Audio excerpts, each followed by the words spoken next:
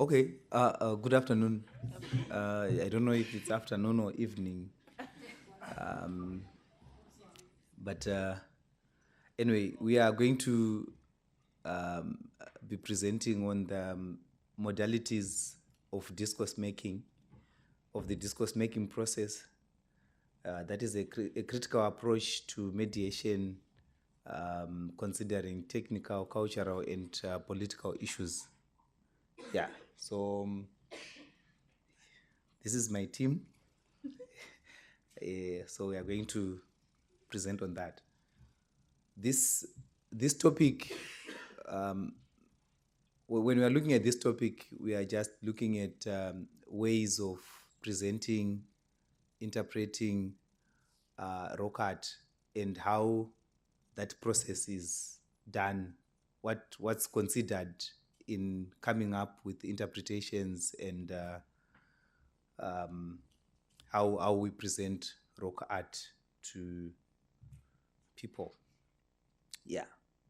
So we're looking at how people the what do you call them, the guys who were giving us tours, the tour guides, this side, we're doing it. You know, they presented their rock art, and some of the common statements that they said was, we were not there 27,000 years ago. You know, they were telling us that there are things that they cannot say because there's no way of knowing how those people did what they did and how they did that. But when you go the other side, you can get a tour guide who explain how the painting was made, and with so much authority, as if they were there. They had some window into what was happening in the past, the 20,000 years back. So those are some of the differences in how rock art is presented, rock art is given to the people. That's one of the lessons that we learned. Sometimes you just tell people the honest truth. I don't know. When you don't know, and what you know, you stick to that. This was one of the pictures that gave us some most of that. We were trying to imagine if that picture was somewhere with some of our tour guides.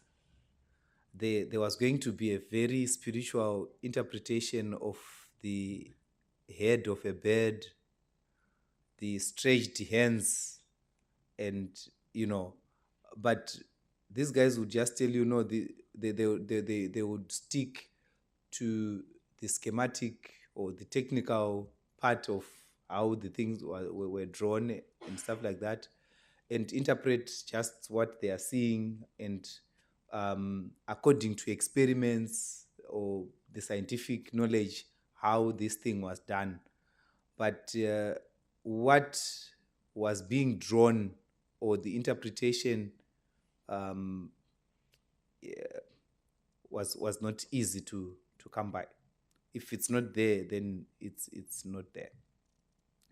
So rock art interpretation is very much affected by technical issues. In this day and age, people use the various techniques to present rock art. We have seen the use of 3D scanners, photogrammetry, and all sorts. Yesterday we had a tour of that factory where the rock art copies are made, and so we saw advanced technology. I didn't know that somebody needed 8-10 projectors to make one thing at the same time.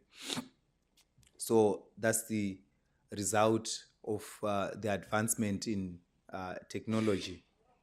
people are able to present rock art in many ways. Also, what's his name? Brian presented on using augmented realities and such stuff to present rock art or to present cultural heritage at a larger scale.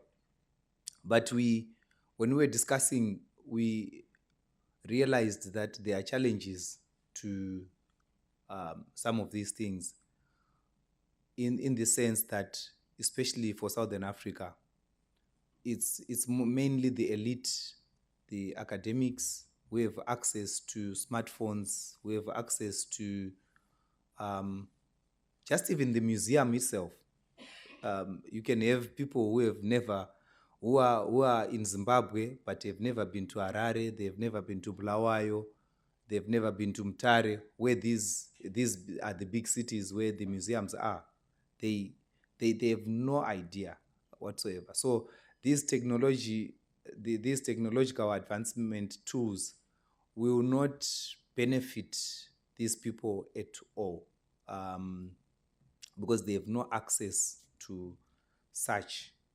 So over-reliance on this technical stuff will only capture the audience of just an elite few. And then also the issue of replicas, as has been overemphasized, will create a problem with issues to do with authenticity. And our sites have a challenge of being used spiritually. So if you stop people from visiting the site, like in Matopos, they've got a national spiritual site called Njelele, where the rain-making ceremonies are done and things like that. So you stop people from going to Njelele and you create a rock art, you create a copy of that. Then everything is distorted and you create a war. So those are some of the challenges that we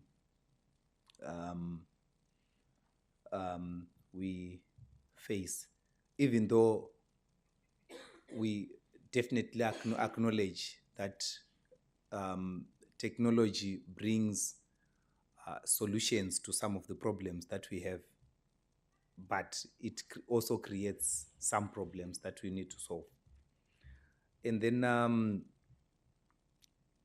moving forward, we look at cultural issues. Cultural issues in affecting how we interpret rock art or how we present rock art. We make reference to that statement written by Webandoro, "Your monument, our shrine," that when us as people who conserve sites formally look at sites, the community will be looking at it from a different perspective. So their views matter as much. There are debates around an issue that once happened in Domboshava, whereby somebody, Nicodemus Lee, went to Domboshava Rock Art Cave and painted the cave. Some say it was the community disgruntled because they were being chased away from the site. They were not being allowed to use the site, all sorts of that. But the general thing that is accepted there is that it was the community versus maybe the government on how we should benefit from the site. So these cultural aspects are very strong when we consider how rock art is interpreted or how rock art is presented to the community. That picture there, you can see that there's rock art on the wall, but people are using it for other things. there's spirituality involved. So when people are looking at rock art, this was mainly affected by the teachings of David Lewis Williams. When he interprets rock art, you know, there's this strong influence of the eland being, you know, and the shamans and what. You cannot talk about rock art and leave out these spiritual issues outside. There's everything has a meaning in Southern African rock art because of the influence of what David Lewis Williams taught. And yet, when you come here, you said, what's his name? Braille. Would just draw and trace his paintings, and you'd see if it's a bison or it's not, but nothing else is attached to it, which is not on the paintings, things like that. So there's a lot of ethnography involved in Southern African rock art interpretation, as opposed to the French art or French rock art, which is located here.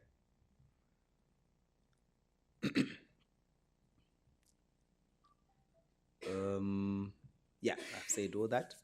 And then finally, political issues contribute a lot to the way we interpret cultural heritage, especially rock art. The perfect example is the white lady in Namibia, whereby some white people earlier on wanted to use that rock art, claiming land ownership, saying that we were here first. So that's why this rock art was painted. A white lady is appearing in the rock art. And later, others refuted that claim, saying, no, it's not even a lady, let alone being white. You know, but this whole debate, the basic, the foundation of it was appropriation of land. You know, appropriation of this rock art for land. You want to claim land and you use rock art as a basis, as a foundation for your argument. So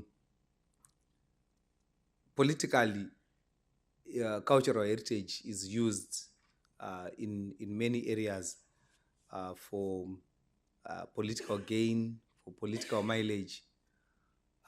There's one classic example in Zim again, whereby the Chinese had been given a special grant for granite mining in Domboshawa. Those from Harare would know, somewhere close to Mverechena. And then this one member of parliament from that area mobilized the community to stand against the Chinese when they were bringing their machinery. And they just blocked the road, and it was in the news and everything. But they managed to protect the rock art side, you know. And then we were called to check if there surely was rock art, and we were surprised there was lots of it. But the person had an archaeological impact assessment report done by someone in the office and things like that. So politics have an influence in how rock art is interpreted, rock art is presented to the people. Sometimes it's presented for the people or for what benefits. It depends on what's trending in those days, things like that. So I'll leave this time to my colleagues to add on what I've left. But this is the head and short of what we were supposed to present.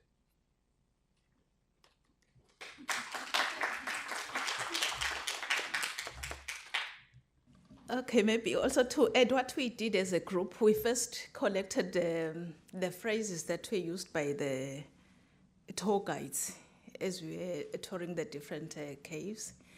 We took the phrases exactly as they are, but there were so many, we couldn't put everything there. What we have on our first slide is just a summary of what they said. But what we picked from all the phases, we have about 11 of them here, the phrases that they used.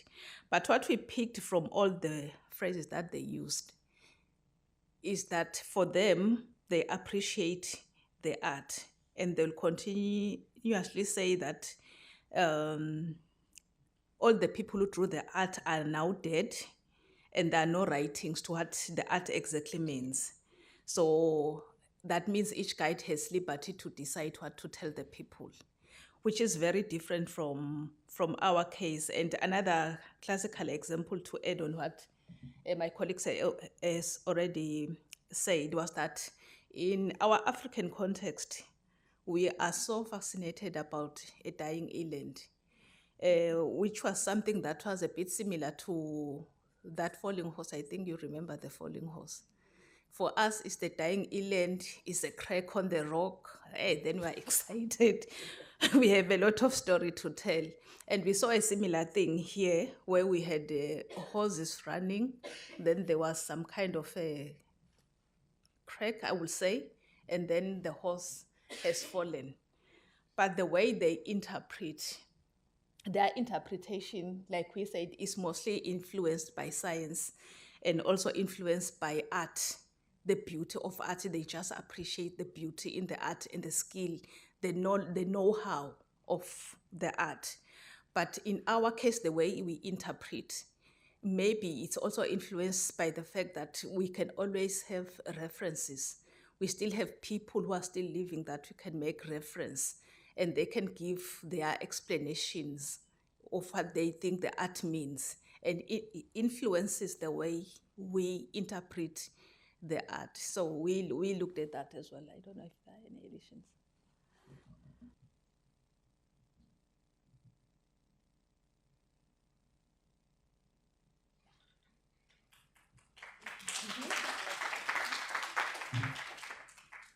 You would like to add something?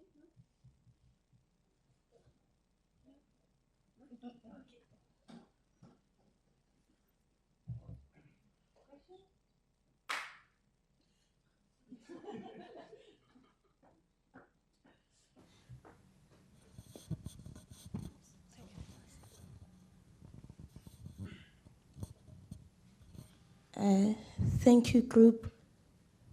What group number is this? Group 3, for a wonderful presentation.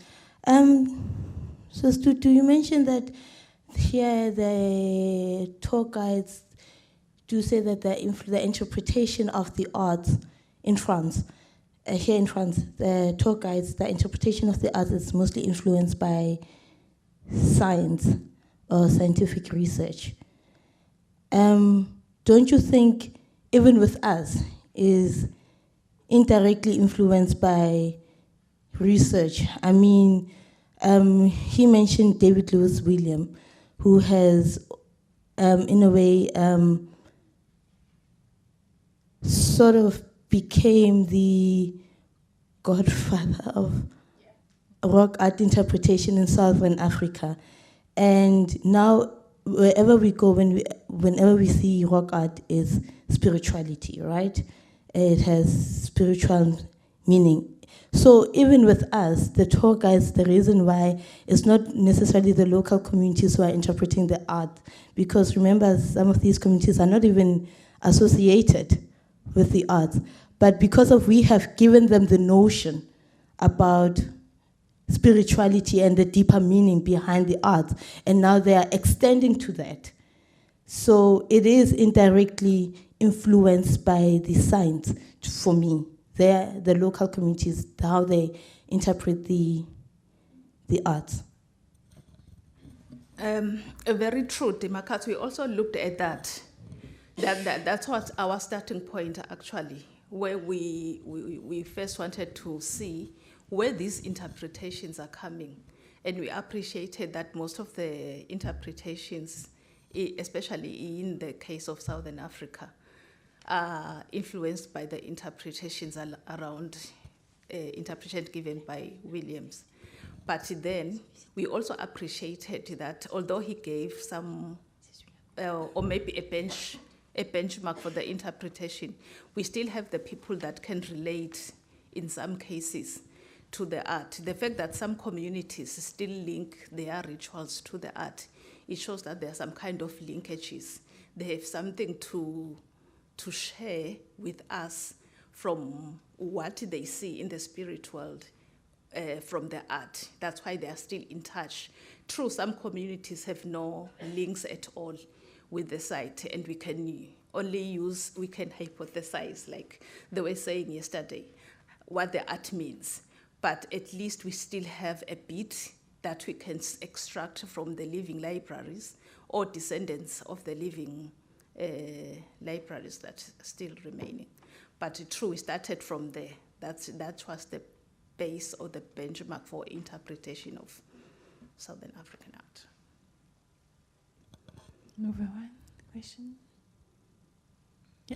No, we agreed she's not going to ask. Yes, please. Okay, I am not asking you. I'm adding to it. I think it's not an indirect contribution from David Lewis Williams' theory. It's quite a direct contribution because in Southern Africa, let me talk about Zimbabwe. There is no community that is directly linked to the rock art in terms of cultural. Most people who do cultural, spiritual activities, they are not really dealing with the rock art, but they are dealing with the shelter. So it's the evolution of the use of the shelter rather than that they are directly linked. So, and I know that for much of Southern Africa, there is no direct link that you can establish. But the fact that Lewis Williams came up with this theory and it became very popular.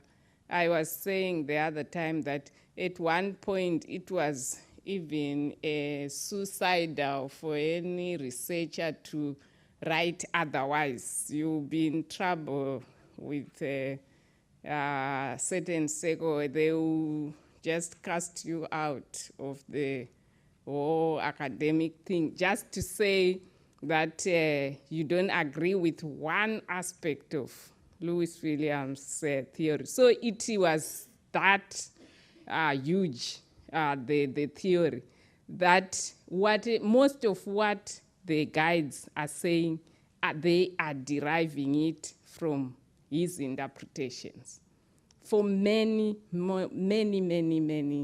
of the areas. So it's really the science is driving, and just like politics, it changes with time. So and it's the same here in France, it's a time when people are quite kind of scared of giving interpretations because of probably previous experience with the interpretations in the manner that we had in Southern Africa, whereby one interpretation was so huge that it can even be dangerous to go against it in a way. So I think that is how discourses are made. Science make these discourses, and they become so dominant that they define how you are looking at things. This is also a discourse here, not interpreting. It's a discourse in its own. So I will add that it's not a question.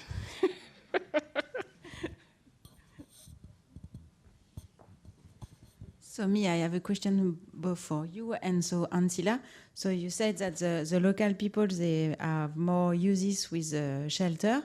So how do they react when they listen that a community, that a local guide explains that they have relation with rock art site, even if it's not the case. How do they react to this discourse?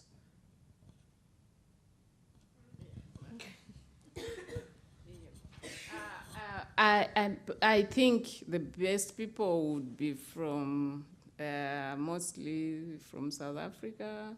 They would, because for Zimbabwe, most of the guides, it's a bit different. The theory, David Lewis' theory, was not so popular that it is used by guides. Most of our guides don't use it because it was a bit removed. You find it in scholarly works rather than among the locals. Mostly because in Zimbabwe we don't have a lot of eland, so it is kind of difficult to bring it. Although it was brought in, because at the time, yeah, I know anyone who was against it would be in trouble. It may not even be published, because you can't be saying that. Yeah.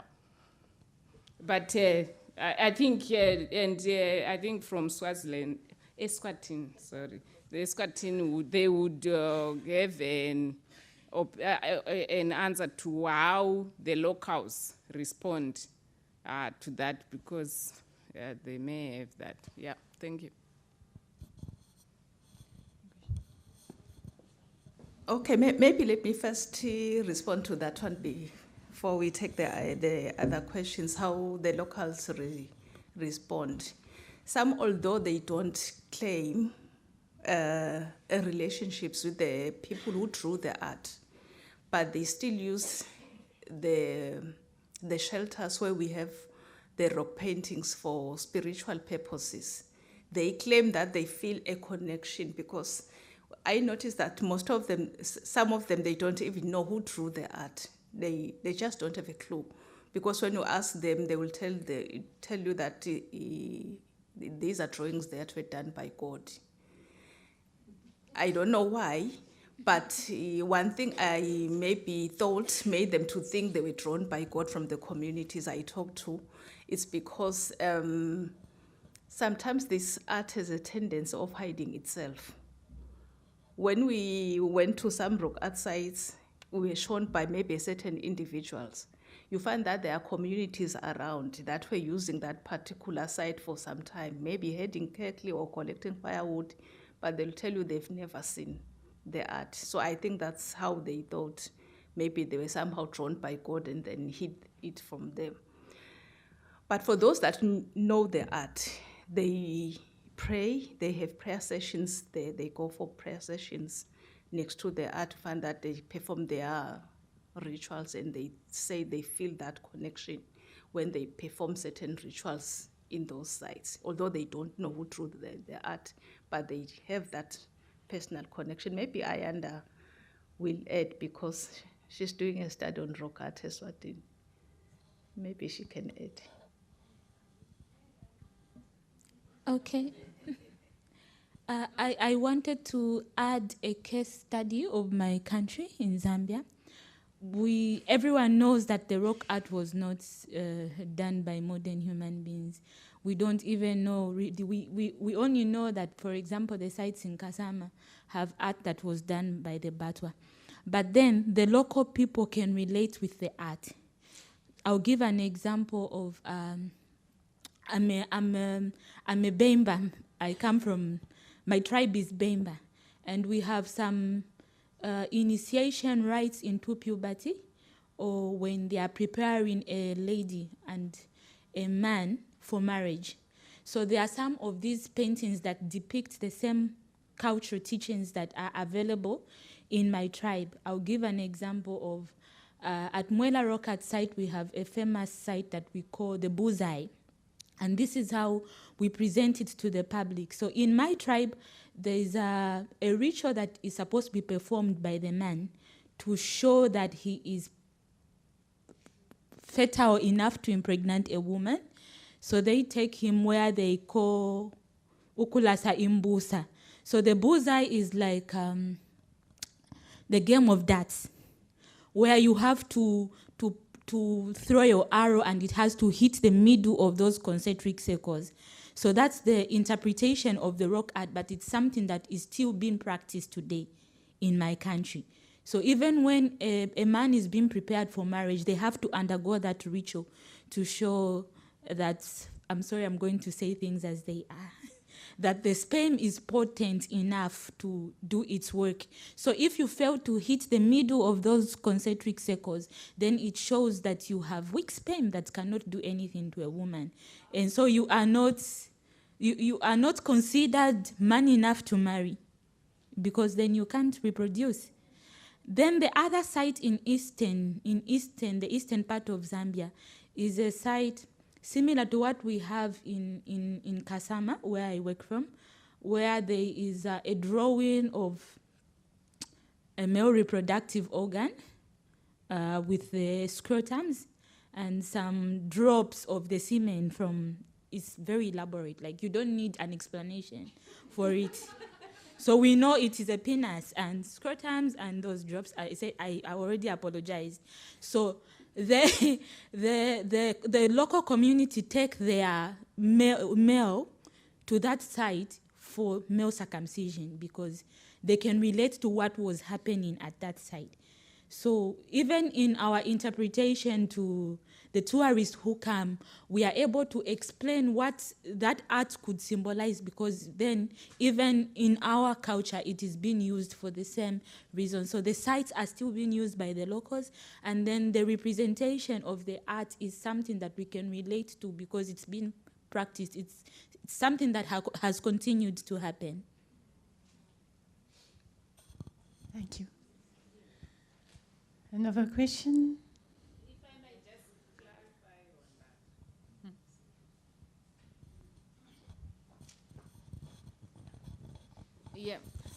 that. That's very true.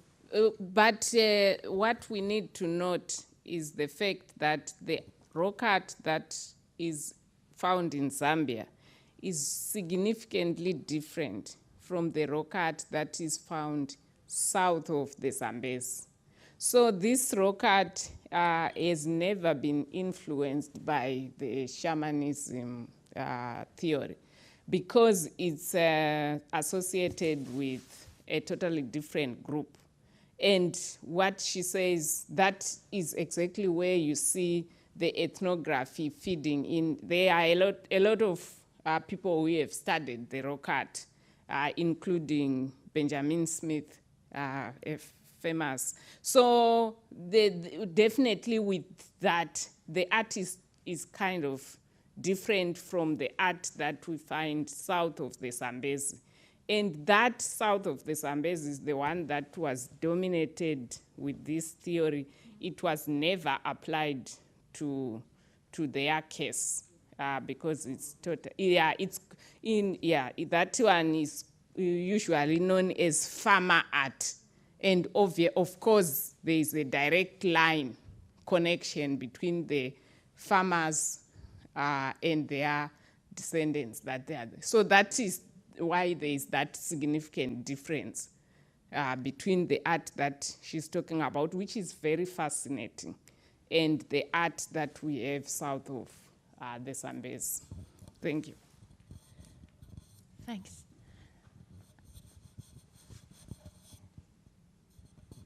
I was also just thinking that not having an interpretation or saying that it's just scientific is not exactly accurate, because they have many interpretations actually here because they don't have an interpretation.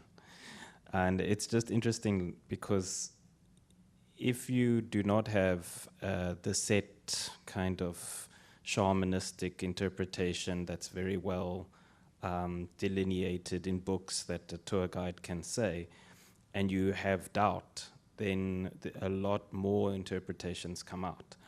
Like in France, they speak about signs and symbols, group identity with those, like grids, the different geometrics being group identity. They speak about signatures and kind of signing your work.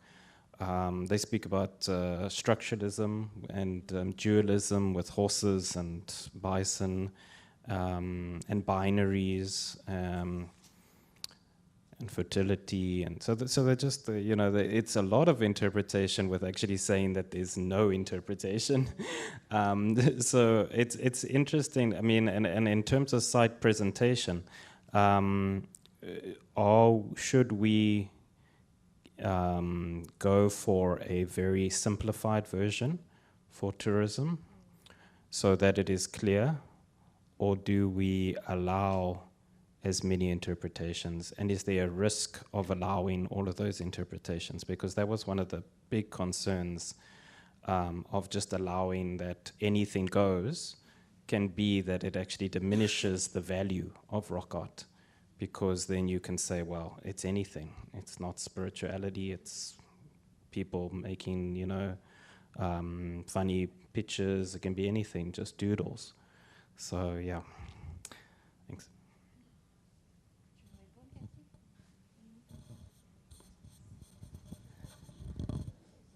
Huh?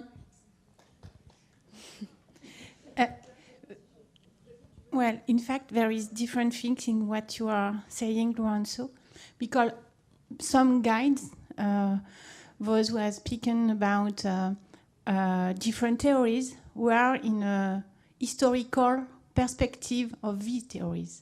In fact, first, from the first theories, there is more than 50 years to the last one, in fact. And so perhaps that's a problem, because they say that we have a lot of theory, and so no theory. Well, it's quite a problem. I agree with this. And the different theory they are speaking about were from Abbé Breuil to Jean-Loïc Lequelec. It's nearly this. And through David Lewis-Williams and Jean-Claude. And so that's a problem. I agree, and I'm interested by what you are saying. There is solar theory, that is nothing. It's a danger. I haven't never thought about this like now. And so, and in general, the problem, I think, for a guide, it's that the public is waiting a solution, an interpretation, is waiting for the true interpretation.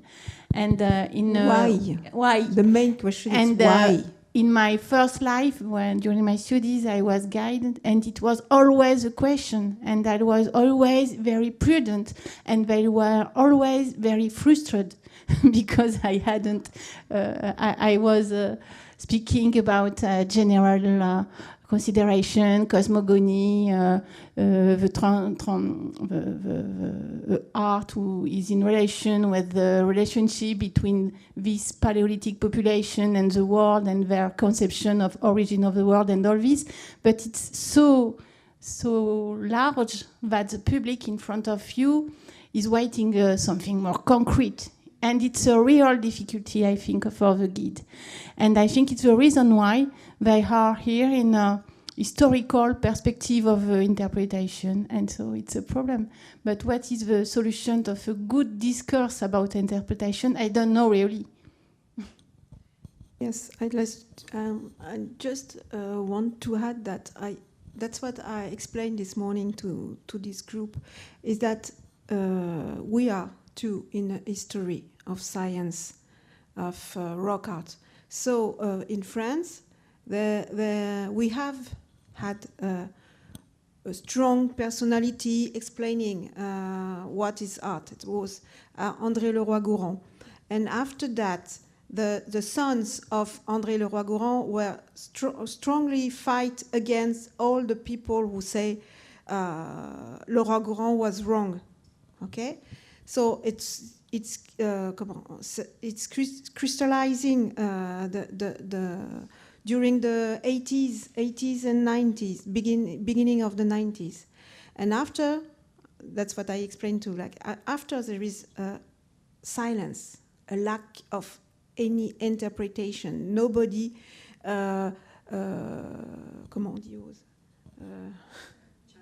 challenges to propose something else. And the first who challenged it was Jean-Claude with David Lewis Williams. And yes, let me talk to you about a little story.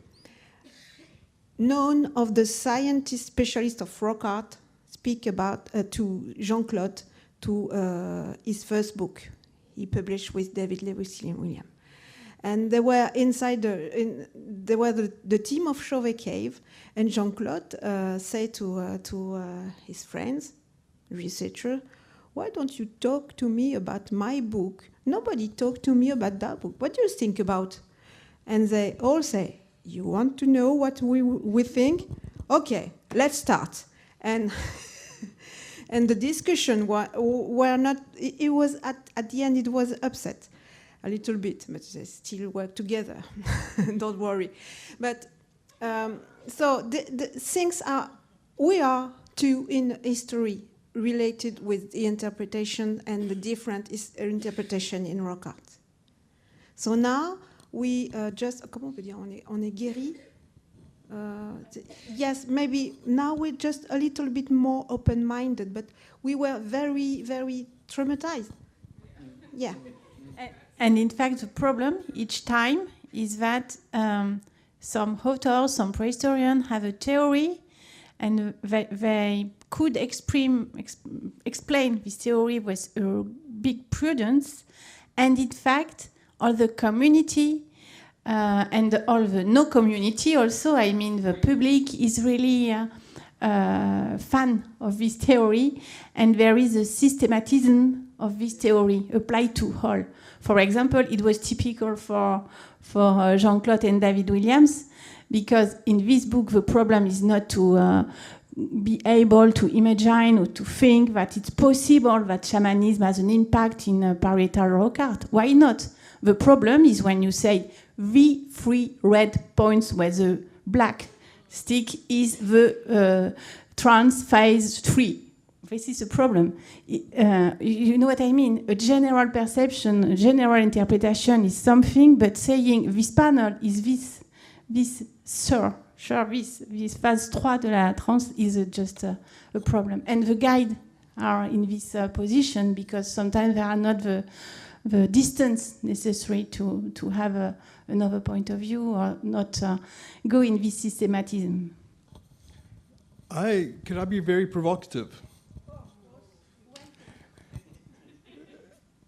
I've always wondered why David and Jean-Claude's work hasn't been taken up more in France. And you know, it's the argument you've just mentioned would you know, kind of shows that in a way. And I understand what you're talking about, the altered state of consciousness, third level, and so on. I get that. But I've often wondered why it hasn't been taken up, and what I've wondered about is if there's a problem because it comes off the African continent. Let me just say, this is something which I've wondered about. Is there a problem, and I want you to think about this, that the fact that these interpretations come out of San hunter-gatherer society is not taken up. And in fact, if you have a problem with altered stage of conscience 3, think about the whole thing in general and engage with it. But what it seems to me, there's not been a proper engagement with it, and it's just been dismissed and not being used in any kind of way. And the human brain works in the same way because we keep on saying these people were modern humans. And the interpretations that have derived from the ethnography are also modern humans. And the brain works in a particular way. So yes, maybe some of the specifics people might have problems with, but in the general sense, I've often wondered why is it that there hasn't been more engagement. What you've said is they just dismissed it. I've never seen no, not. Has anyone? And I stand to correction here. Has there been publications engaging with that argument and with that understanding of the art.